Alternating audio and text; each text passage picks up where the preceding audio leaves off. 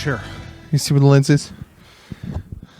You mean that thing straight ahead? Yep, the camera. The camera? Yeah. Yes, All right. I can see a camera. That much I got. Okay, so, hi everybody. This is Josh, and this Is Dr. Deb. and this is a impromptu episode of The Stable. This is Rampage After Dark. Rampage. AEW Rampage After Dark. Or maybe before dark, because they haven't filmed it yet. I don't know.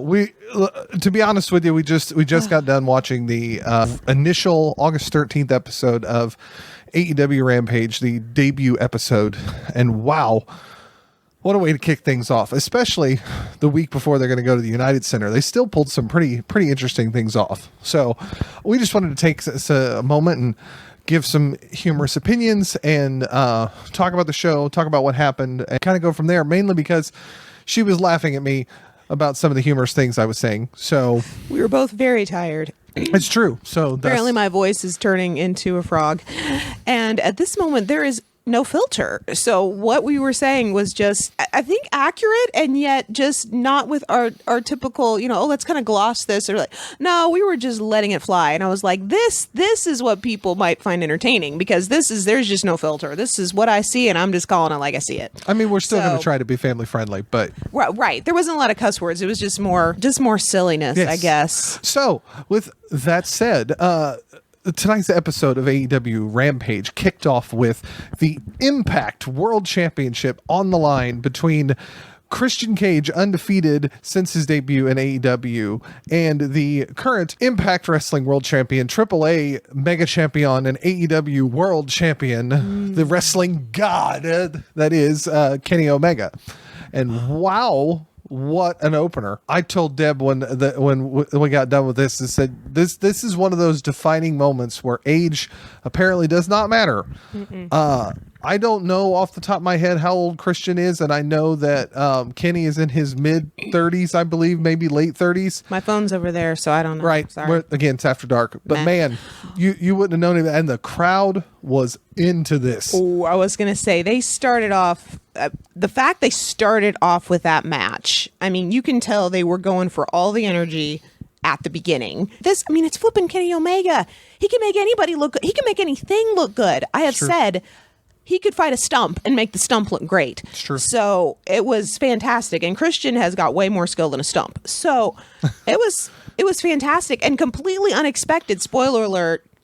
Okay, spoiler Christian alert. Cage is the new Impact World Champion, and the historian in me is loving this, because of course him holding the NWA championship when they were a part of TNA and challenging for, I do not remember if he won the TNA World Championship, to then go back to WWE and have those runs with the World Heavyweight Championship with Randy Orton. But I looked at Deb, I said, can you believe 2021 for Christian Cage? I mean, he was in the Royal Rumble in WWE in front of 40 some odd thousand people. No, the Royal Rumble was not with fans this year. I take that back. That was WrestleMania. Yeah, Royal Rumble was not. That was before fans could come back. WrestleMania was in front of fans, correct. But he was still in the Royal Rumble. Like, however you shake it, he was in the WWE Royal Rumble. And then he's not with WWE anymore. Apparently that's become a pattern for 2021. I think that's what I'm going to remember out of 2021. He's a flipping champion. Like, he's the Impact champion at the moment. And he could, I don't know if they actually will, he could become Christian Two Belts if he beats Kenny again at All Out, right? It's All Out that they're going to be going out. He goes after the AEW title with him. That is correct, on September 5th in Chicago. What? I mean, I'm incredibly excited for him. Don't get me wrong. I am delighted past all words. However, I just want to know, is he calling up Edge and being like, hey, Edge, it really is good over here on the other side of the fence. I'm just saying, this is kind of nice. You keep losing over there in that land.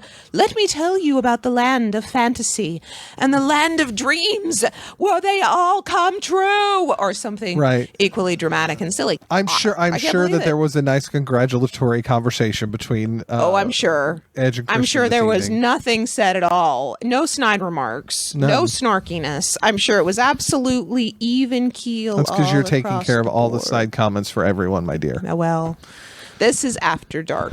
Congratulations to Christian Cage. Yeah, absolutely. From there, we had what I thought was just going to be a slaughter, where Fuego del Sol challenged God's favorite champion, the Redeemer Miro, for the TNT Championship. Miro Day. Sorry. Which the I'm not TNT really Championship in itself is amazing. Like, that alone would have been a worthy reason to have this match. But Fuego del Sol did not have an AEW contract, has not had one, but has been working hard and as a part of AEW Dark and Elevation, and he's been doing Sammy Guevara's vlog, and like, he's just really kind of made a name for himself in AEW and among the fans, but never had a full-on contract. Heck, he's, I believe, even a part of the Nightmare family now with Cody. So Cody Rhodes is taking him under his wing. So before the bell kicks off, when Fuego hits his finishing tornado DDT on Miro, and the ref's like, hold on, you're going to step out, step away. Whoa, and we haven't even started yet. But then they ring the bell, and Fuego hits another one. Like, oh my goodness. He hits the second one. I'm like, you know what? Somebody needs to really give Miro a pat on the back, because oh, gosh. Miro is giving Fuego everything, because he took a third tornado DDT. He did a phenomenal job. He's okay. But he couldn't get the pin. So Fuego, of course, went to the well one too many times. Yeah. And Miro caught him in a Samoan drop, and then he kicked his head in, and then he hit him with the game over. And that was it. Game over. And I'm sorry, you are figuratively dead. Right. And figuratively kicked his head off. Funny jokes. Look up Grammar Slam with CM Punk. Miro takes the contract and rips it up. It's like, we're the dream is over, as Chris Jericho would say, which we're going to get to them in a minute. That's it. We cut to commercial. But when we come back from commercial, Fuego is still in the ring for some reason. I'm like, oh my gosh, are they going to do something cool here? And then Sammy Guevara's music hits, again, his best friend. And Tony Khan, who's rarely on AEW television, comes out with Sammy, tells Sammy, yes, he's got it, hands him the contract. And then again, Tony backs out backstage, and Sammy comes out and tells Fuego he's like 1 in 50 or something. He's actually 1 in 40. Yes. For his like all-time AEW career. He's lost 40 times on AEW. What kind of dedication does somebody have to lose 40 times in a year? I mean, roughly a year. Yeah.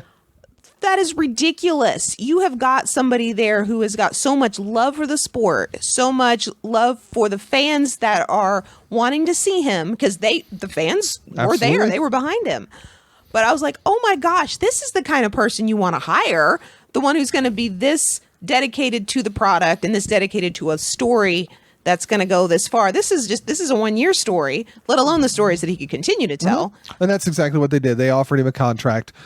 Fuego was tearful. There was a nice hug in the ring. Crowd cheered. Like, it was just a great feel-good moment. If someone who may or may not have the first name Simon would say that this makes me feel all warm and fuzzy in my tum-tum, he would not be wrong with the statement, because that made me feel By the way, same. Deb, I don't know if you're aware, this is an Established Facts offshoot podcast. We are mentioning Simon Miller from What Culture Wrestling by name. Yes. Because we name drop, and that's what we do. Because I love it. He could be my BFF. He's I hope you check out Ups and Downs tomorrow for both SmackDown. Oh, yes. Or I can't wait. Whatever, on the Saturday. Check out What Culture's Ups and Downs for both SmackDown and Rampage, because I'm sure they're both going to be entertaining. After this, we come back from they go to right before another break, and Mark Henry interviews Red Velvet and Britt Baker, who are going to be our main event for the night, for the AEW World Women's Championship, or Women's World Championships, how they say it. They had a 4-man announce team this time around, and I know, what were they thinking? I know they're not right. They're not planning on having a 4-man announce team the whole time. I know it was for, it's the kickoff night and woo and all that stuff, but good. 4. It's a lot. Good Lord. But the 4-man team was one of them was Excalibur. I wanted to say Dynamite Kid, and I'm like, that's clearly not right. He passed away years ago. Yeah, no, he did not come back from the grave. Is Excalibur. It was Taz. It was Chris Jericho. Yes, it was. And it was debuting as an announcer, Mark Henry. Mark Henry had, of course, been with AEW for a couple months now, but it's Mark Henry's first time, like, spending permanently behind the microphones. And throughout this show, like when the show was over with, I told Deb, I said, these guys, here's how I described it. I said Excalibur is the type of play-by-play guy you could have that could make 2 toilet paper rolls fighting sound interesting, because he'd find out ways to name moves, even if it's a toilet paper roll falling over. Yeah. So Kenny Omega is fighting the Stump, and Excalibur is calling the match and is telling us these moves that the Stump is doing on Kenny Omega. That's how good he is. Is that what you're trying to say? That type of thing is exactly what I'm saying. Okay. So, continuing on with that, you have Taz, who is the disgruntled Bronx second in command, clearly, who knows wrestling because he was a wrestler. He knows the moves, but I don't know if he knows them as well as Excalibur, or if he does, he knows all the Japanese names for them. And you're like, I have no idea what he's saying. This is the New York uncle who spent 5 years in Japan and then came back and forgot the English words for stuff and is trying to tell you what he knows, but it's just not quite coming out in English. And I'm not trying to make fun of Taz, because first off, I think Taz would choke me out. And please don't. Please don't. Oh, please don't Human kill us. suplex machine. Please don't. No. It was just Phenomenal. the comparison between them. It's just fun to watch, because they were constantly like, Excalibur would say something and Taz was like, yeah, I was just about to say that, or I was going to say this. And then you had Mark Henry, which I'm saving Chris Jericho for last for a reason. You had Mark Henry, who seemed like the relaxed uncle that was fully aware of what was going on, but he was also just there kind of to have a good time and kind of throw his statements in from time to time. I mean, there's one thing he said during the Christian Cage match. It was like, you know what? I know we're supposed to be unbiased, but I'm kind of pulling for Christian Cage. And that sounded like something my dad would say when we were first watching pro wrestling when I was young. I was like, yeah, I don't know what's going on. It very much is a dad statement. It so is. But then Chris Jericho is like the college kid who just finalized his final and is just so excited to be out doing something interesting that, I mean, the crowd starts chanting, "This is awesome." And he goes, I'm going to start chanting, "This is awesome," because this is awesome. And it was just so full of life. My favorite was the what's the name of Kenny Omega's manager? I'm sorry. Don Callis. Don Callis is having an aneurysm. Now hold on a minute, Chris. If he is figuratively having an aneurysm, you're a little too excited. You need to just settle down here, okay? If he is literally having an aneurysm, someone needs to be calling an ambulance. Someone needs to talk to the doc. He's right ringside. Just say something. Exactly. You even got a DMD behind there. I don't know. She's a doctor. She's a dentist. It can help. Can at least do vitals. Something. Either way, Chris, you just need to settle your little self down, or you need to have a little more of the bubbly. Either way, whoa. You just got a little too much excitement here, bro. We got Mark Henry, who's like, whoa. And then we got Chris Jericho, who's like, wah. And we got Taz, who's, yeah, that's what I was getting ready to say. That's what I was getting ready to say. And Excalibur's over here like, this is what's actually going on, people. It would have been the most fantastic, like a table of 4. That's what we need to have, is the table of 4 with those 4 around it. And just watch what they say. I wasn't sure what I was going to think of the 4-man crew, and I think I agree that it can't happen all the time. But it really, too much. It didn't hurt tonight. It was a lot, but it didn't hurt tonight. Just be cautious of that. So you got to watch your combinations too, because I'm a little nervous that if you put Taz in with Chris Jericho, they might give themselves a figurative aneurysm. No, this is the way it is because I was Le Champion. I'd be like, dudes, you need Xanax. Just chill. So continuing on from that, because this is the part that I started this off with, was Mark Henry interviewing Britt Baker and Red Velvet, and what you see is they're in 3 different locations, but they're 3 side by side. And if you get a chance to see it, it is probably very Sports Center. Yes, it's the most sports presentation thing I think I've seen from them in quite a while, from AEW that is. And I think it worked really well because it made Red Velvet stand out on her own. And of course, Britt was they were in Pittsburgh or Britsburg. She was going to stand out. They were going to cheer for her. It didn't matter whatever was going on. They were going to cheer for Britt Baker. Yeah. She might have been the heel for, the last year and a half, and probably one of the best heels in the business. They were going to cheer her, and I'm okay with it. But this presentation, Mark did an excellent job of engaging Velvet. Velvet answered very well. Britt, same thing, as cocky as ever. One of the last commercial breaks, and we come back for the main event of the evening. The AEW Women's World Championship is on the line, and Britt and Velvet really tore the house down. I thought it was really good, and Britt's working with a broken wrist. Yeah. So Velvet, who is playing the heel in this because she doesn't really have much of a choice, is spending like the crowd whole time. Forced her to be heel. Really, she was supposed to be face, but I was looking at this like there is no way that she can play this face because the crowd ain't gonna have it. Like the crowd is going to love Britt Baker. She's the face. She's the face of the place. So she was doing some stuff that was heel-ish. So it'll be curious to see though if she follows a heel pattern, or starts doing a little bit heel, or if she goes back face when she does some of her other work. I'm curious to see what it's she very does with her interesting character after this week. So when it all came down, and of course Britt went for her lockjaw finisher, the Rings of Saturn Rings of Saturn meets mandible claw finishing hold. Yeah. That thing. Velvet had spent so much time on her wrist that she was having trouble getting her that hand to be able to put in the lock. So she switched sides and used her other hand and got the tap out. It's fantastic. But then to continue her heel nature, Britt went and DDT'd Red Velvet and was going to put the lockjaw on again. And Chris Statlander, who I'm pretty sure they're setting up to be her opponent at All Out.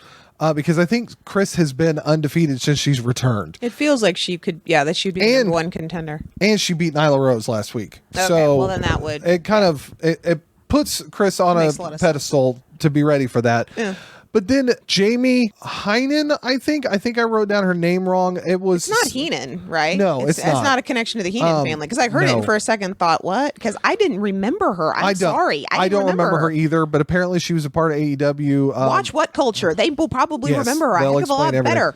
But they made a big deal out of this returning woman who came to help Britt, which is kind of leaning towards, I think Britt Baker has started talking. She made this mention a couple weeks ago on Dynamite that she needed to bring in some extra muscle because Rebel building Reba, her stable, right? Yes. Because we got Rebel, but Rebel got thrown out, so then she was by herself in there. Yeah, still got the win, but now she's got another help. So it looks like we're building a DMD stable. Which I'm totally on board for. Reasonable. Like she is the role model, right? So it would make sense that she is the role model for these people. Like she could totally play that. So that said, we don't have an official ranking system by any way, shape, or form because I think Simon's ups and downs are going to work out just fine. He's going to have plenty of opinions, but I think I'm going to overall give the show a thumbs up. I am. You too? I'm definitely giving it a thumbs up. There was maybe one down. Like I said, the only down that I think I would have given is for the 4-person announced team, but I don't think it's going to be a regular thing. But I don't see that they didn't feel like they were comfortable in that setup. I think true, and that's. But it was also their first time as a team. Exactly, and so. On the one hand, you want the excitement and the interest because it's your first time doing it. But on the other hand, you could tell that they weren't all comfortable, like with their timing and being able to do that, because it's way too easy to train wreck with 4 different voices, as we've learned with having podcasts on lots of people, and probably during this recording. And exactly, because we've train wrecked a couple of times, just like in the last 5 minutes. So I think that would be the only down that I would have given the show. Everything else, I gave an up. I mean, I don't think I would have given any golden ups, but I would have given it an up. No. However, that being said, we don't do ups and downs. No. Watch ups and downs. So we would overall give it a, what would we say, positive? How about that? Positivity? Well, right now, it's 2 thumbs up. Oh, is that it? We're going 2 thumbs up. We're going 2 thumbs up? Okay. Too much positive, negative, whatever in today's society. We're just going to say 2 thumbs up. Okay. Make sure you check it out on TNT. And if you're international by chance to be watching this, I know it's available through AEW Plus, I think is what it's called, through the Fight app. And I know that Rampage started airing in a couple of international countries. So, I think it's congratulations, Christian Cage. It is. If they don't bring CM Punk to the United Center, I'm worried the place will riot. That we have no official news and will not be stating that yet. It is a lot of rumors that look like it's very possible. I have no idea, but I'm saying that as a fan, I'm watching this and going, if you don't give me CM Punk, I'm not going to riot, but they might. They might. I don't know. There were so many nods. And there were a lot of nods on Dynamite tonight. They reiterated one of the nods. They reiterated one of the nods. Used the red and white theme. With a little bit of there goes, and there like a little blue background behind it. I am trying my darndest to only be partially hopeful so that I can still jump off my seat if it happens. So I'll jump off my seat, whatever. I haven't seen the man, in ring gear in 6 years? That's true. 7? That's true. I mean, he could stand up there and he could do a jig. We're talking about this episode of Rampage. I am. They nodded back to it with Darby Allin making the comment about the best in the world. And they specifically played it again. Yes. I'm like, why are you guys playing this again? Then showing United Center, Chicago. You see some red, you see some white. I'm going, anybody who has got a decent amount of wrestling knowledge is thinking the same thing. So either they are making the most ginormous mistake possible, which I highly doubt, or something's coming to the United Center. That's very true. So with that said, please make sure you check out Dynamite on Wednesday and Rampage next week. Both. So Dynamite Wednesday is supposed to be in Houston, 8 o'clock on Wednesday night, and then Rampage in Chicago in front of the largest arena. What are they calling it? The First Dance? The First Dance. The First Dance. Yes, which of course is a nod to Michael Jordan's Last Dance show that they did. So definitely check those out. And I know that SummerSlam is around the corner. I believe, depending on when this drops, the Impact Emergence event is supposed to be happening soon. It might even be happening tomorrow. Can I ask a question? What? Sure. If tonight was the first night of Rampage, why is the United Center the first dance? Oh, yeah. The first dance of who? Well, it's also the first dance of the first time AEW's been in the United Center. But okay. I'm just implying. Oh, there's a lot to imply. There's also some cold hard facts too. What are those? Why am I giving you cold hard facts? We're in wrestling. What cold hard facts? Holy schmoly! What do we got left in cold hard fact? We've got Don Callis having an aneurysm. Figuratively. We've got figuratively, not literally. We've got Britt Baker with a broken wrist, literally or figuratively. I'm not really sure which. Figuratively. Okay. I mean, I'm just saying. What do we got left, people? Somebody help me out. It's true. Okay. At this point, I'm starting to turn into a pumpkin because it has been a long day. It was a great way of ending the evening. Yes. But I'm gonna have to bow out because I'm pretty sure that I'm going to start talking gibberish here in just a second. So with that said, thank you for tuning into this episode of The Stable. And as Don would say, we will catch you later. We didn't do a 3 count. We didn't do a 3 count. You want to know what the 3 count of tonight was? Christian Cage is the Impact World Champion. Yes. Fuego del Sol has a contract. Yes, he does. And Britt Baker is still your AEW Women's World Champion, the DMD.